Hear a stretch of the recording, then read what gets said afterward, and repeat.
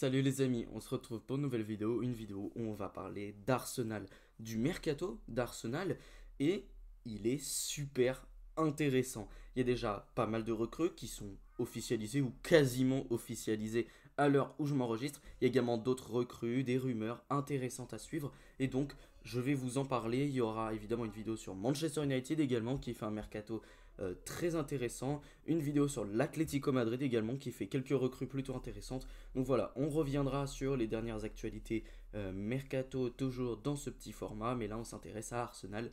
Et d'ailleurs les amis, juste avant que cette vidéo ne débute réellement, je vous invite à vous abonner à la chaîne, c'est la meilleure chose que vous pouvez faire pour me soutenir. Sur ce, c'est parti. Et regardons un petit peu l'effectif d'Arsenal cette saison. On avait David Raya en gardien numéro 1 et Norberto Neto.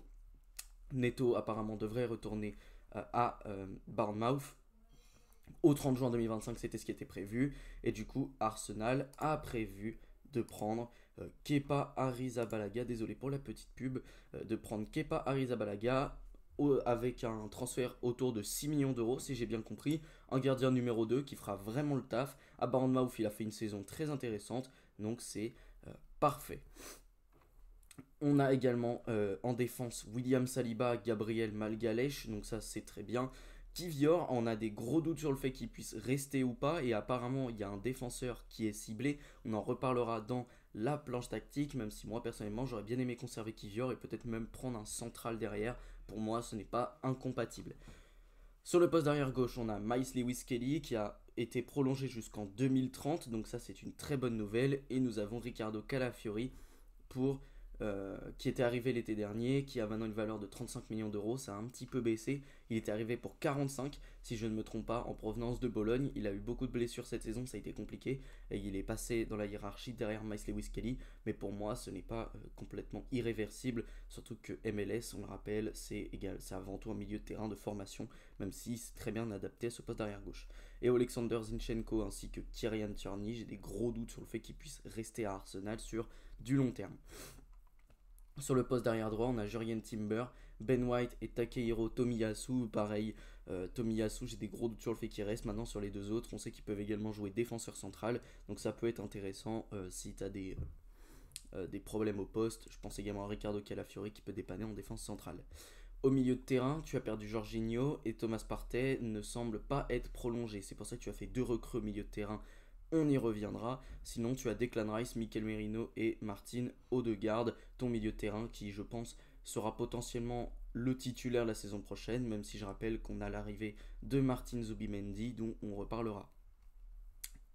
Sur le poste d'attaque, on a Gabriel Martinelli à gauche, Leandro Trossard à gauche. Sur le côté droit, nous avons Bukayo Saka et Ethan Nwaneri, Raheem Sterling qui devrait retourner à Chelsea à la fin de son prêt.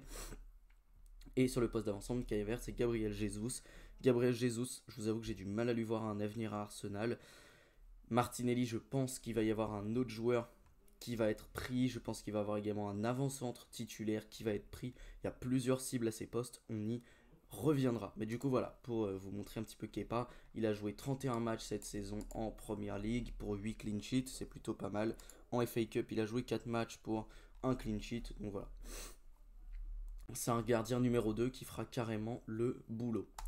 Et sinon, tu as recruté Martin Zubimendi pour une somme autour de 60 millions d'euros, ce qui correspond à peu près à sa valeur marchande.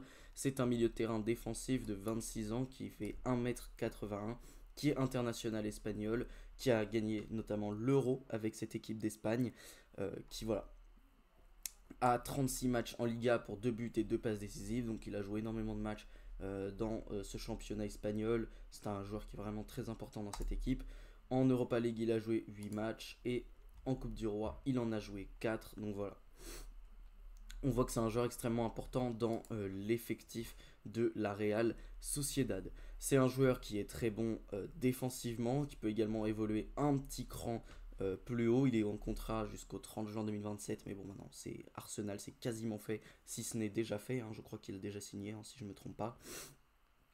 C'est un joueur qui voilà, est bon défensivement, a une grosse capacité de tacle, qui se bat beaucoup dans les duels, qui est assez agressif également. C'est un joueur qui peut un peu te suivre avec le ballon, qui peut mettre de l'agressivité, donc ça c'est intéressant.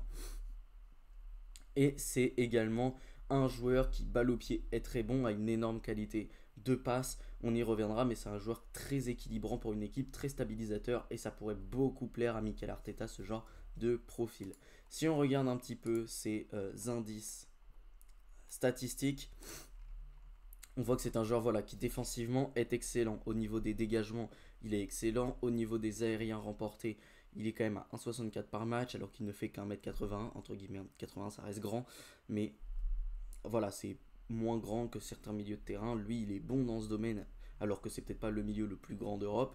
Dans les blocs, il est plutôt bon, 1,36 par match, et dans les interceptions également. Il est à 2,15 tacles par match. Forcément, quand tu es une équipe qui a la possession, tu en fais peut-être un peu moins qu'une équipe qui ne l'a pas. Surtout qu'on rappelle que cette saison, la Real Sociedad a été en très très grande difficulté dans ce championnat espagnol, a fait une saison très compliquée. Donc partez encore une fois du principe que ces indicateurs statistiques peuvent s'améliorer du côté d'Arsenal, et même s'amélioreront forcément parce qu'Arsenal est une équipe bien plus protagoniste que la Real Sociedad dans son championnat. Dans les passes tentées, voilà, il est quand même à 54 par match. Dans les passes complétées, 84%, ça me semble plutôt correct.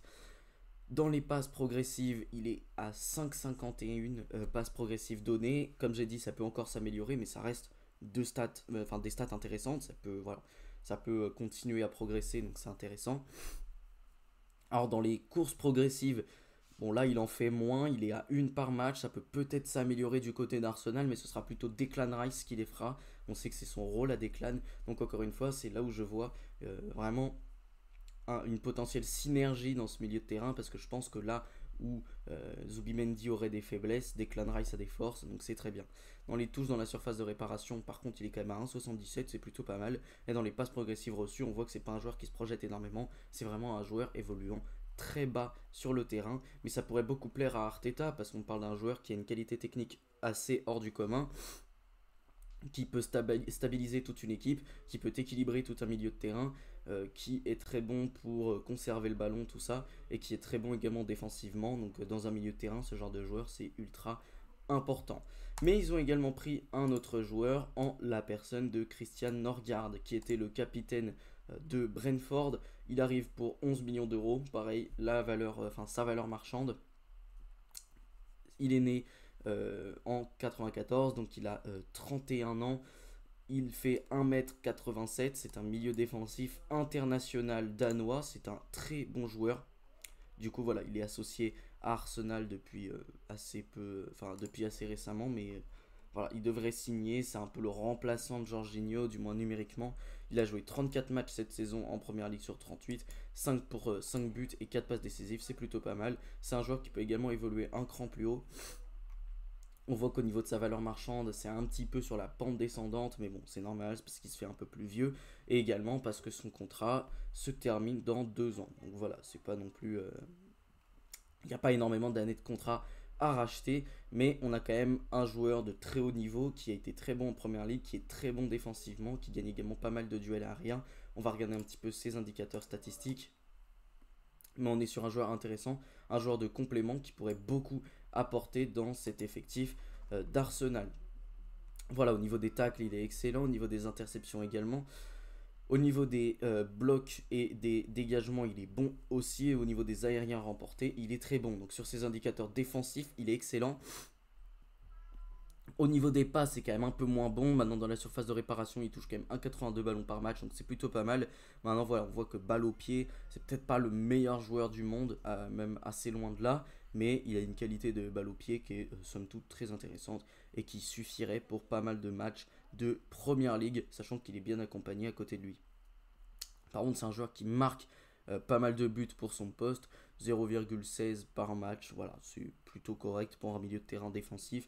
Il peut également donner quelques passes décisives, donc ça c'est intéressant à prendre en compte. Il peut t'apporter dans pas mal de registres de jeu, donc ça c'est plutôt pas mal, mais on a affaire grosso modo à une véritable sentinelle, un joueur qui défensivement est impeccable, même si balle au pied. Je dis pas qu'il a des faiblesses, mais c'est peut-être pas sa qualité principale. Maintenant, passons à la planche tactique que je vous mets maintenant. Et donc, vous voyez qu'on a pas mal de joueurs dans cet effectif. On a également pas mal de rumeurs Donc déjà sur le poste de gardien, je rappelle que nous avons David Raya ainsi que Kepa juste derrière. Donc voilà, Kepa devrait être le remplaçant, David Raya devrait continuer à être titulaire. C'est pour moi l'un des meilleurs gardiens de Première Ligue, rien à dire là-dessus. Sur la défense centrale, Kivior, on a des doutes sur le fait qu'il reste. Personnellement, j'aurais bien aimé qu'il reste. S'il reste pas, bah apparemment Arsenal a ciblé le profil de Christian Mosquera. On en avait déjà parlé lorsqu'il était associé au PSG.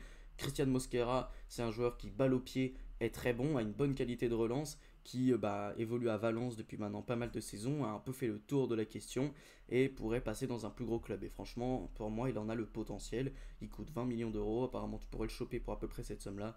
Donc ça pourrait être intéressant pour Arsenal, qui pourrait trouver un joueur qui peut jouer à la fois défenseur central ainsi qu'arrière droit, même si arrière droit c'est du dépannage. T'as plein de joueurs au poste d'arrière droit, mais on ne sait jamais si t'as des blessés. En tout cas, tu auras un effectif plus profond sur ce poste. À gauche, Zinchenko et Tierney, j'ai des doutes sur le fait qu'ils puissent rester, mais de toute façon, le poste est doublé avec Calafiori et Lewis Kelly, donc il n'y a pas de souci là-dessus. Et sur le poste à droite, Tomiyasu également, je pense pas qu'il devrait rester, mais tu as toujours White et Timber qui sont pour moi en balance, surtout quand White est en très bonne forme. White, quand il est en bonne forme, tu as une entente avec Odegaard et Saka sur ce côté droit qui est excellente, donc ça peut être très intéressant. Et Timber a fait une excellente saison, défensivement, il est quand même assez costaud. Sur le milieu de terrain, du coup tu as Zubimendi et Norgard pour le poste, tu as Rice Merino pour le poste un peu plus haut, sachant que Rice peut jouer un cran plus bas. Donc voilà, sur le milieu de terrain, tu as vraiment des possibilités énormes. Et sur le poste de 10, tu as même potentiellement Nwaneri qui peut descendre d'un cran pour jouer à ce poste. Mais il peut également jouer ailier droit, donc c'est intéressant. Tu as plein d'options différentes au milieu de terrain, donc ça c'est parfait. Rien à dire, Arsenal a très bien recruté.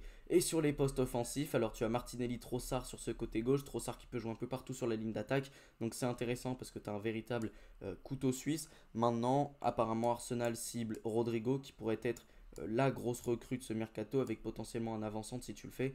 En sachant qu'Arsenal, c'est quand même une équipe qui a un assez gros budget. Si tu arrives à faire Rodrigo et un avant-centre, vous voyez qu'on a Gyökeres et Sesko qui sont ciblés, ce serait assez énorme. Et Rodrigo, il pourrait enfin trouver son côté gauche qu'il affectionne tant. Donc ce serait parfait, sachant que Martinelli, n'est pas forcément le joueur le plus performant du monde. Donc ça peut être très intéressant. Je mets les joueurs qui sont pour moi actuellement titulaires dans mon esprit d'ailleurs. Voilà, je vous les mets maintenant pour que vous voyez un petit peu plus clair. Sur le poste d'avant-centre, pour moi, s'il y a une recrue, ce sera la recrue titulaire. Jesus, j'y crois plus. On va pas se mentir. Et maintenant, Kai Havertz, il est performant. Il peut jouer au milieu de terrain. Il peut jouer numéro 9. Mais il a quand même parfois du mal à la finition. Du coup, s'il y a une recrue, là je vous mets les deux. Je sais pas lequel ce sera. Ça a parlé beaucoup de Sesko ces derniers jours. Mais maintenant, ça reparle de Gyökeres. Je sais pas lequel sera lequel. Voilà, c'est pour la petite expression. Je sais pas qui sera le 9. À l'heure actuelle, je pense que même Arteta ne sait pas qui sera le 9. N'empêche qu'ils sont sur les deux dossiers. Donc à voir comment ça va se passer. Mais pour moi, de toute façon, tu as deux potentiels joueurs exceptionnels. Alors Gyökeres, on sait que voilà, il n'a pas percé dans un gros championnat européen. Mais voilà, c'est une inconnue, peut-être une plus grosse inconnue que Sesko encore. Mais n'empêche que si ça marche, t'as un potentiel goléador, un mec qui peut te claquer 40 buts par saison. Par contre, Sesko, j'ai des plus gros doutes, dans le sens où c'est un très jeune joueur qui évolue dans une équipe qui exploite énormément d'espace, qui évolue dans une équipe de transition, qui a besoin beaucoup de profondeur à exploiter pour être performant, même s'il est capable de le faire dans des plus petits espaces grâce à ses qualités techniques, même si globalement on voit que c'est quand même un attaquant de profondeur, grosso modo Sesko dans beaucoup de ses situations de but. C'est un joueur qui marque également beaucoup moins de buts cette saison, je crois qu'il a une quinzaine ou une vingtaine de buts toutes compétitions confondues, ce qui n'est pas énorme, ce qui pourrait s'améliorer à Arsenal, sachant que Leipzig a fait une très mauvaise saison, mais voilà, on a une petite inconnue sur Sesko, mais n'empêche que c'est un joueur que j'aime beaucoup et que j'avais recommandé notamment pour Liverpool, si je ne me trompe pas. Et pour ce qui est du dossier Alexander Isak, je pense qu'il est clos parce que c'est un joueur beaucoup trop cher. Et je pense que pour le prendre à Newcastle, ça va être la galère. Mais du coup, voilà à quoi peut ressembler cette équipe d'Arsenal avec toutes les rumeurs, avec potentiellement Mosquera si ça se fait. T'as Norgard également qui s'est fait. T'as Rodrigo peut-être qui est suivi. Gyökeres, Sesko qui sont suivis. Mais voilà, pour ce qui est des recrues, en tout cas, t'as Zubimendi de sûr, t'as Kepa, t'as Norgard, c'est plutôt intéressant. Donc à voir ce qui va se passer. Et je pense que ce mercato d'Arsenal prend vraiment une voie très intéressante. Les amis, j'espère que cette vidéo vous aura plu. Si c'est le cas, n'hésitez pas à la liker, à la commenter, surtout à vous abonner à la chaîne, c'est la meilleure chose que vous pouvez faire pour me soutenir. Sur ce, salut les amis, à la prochaine.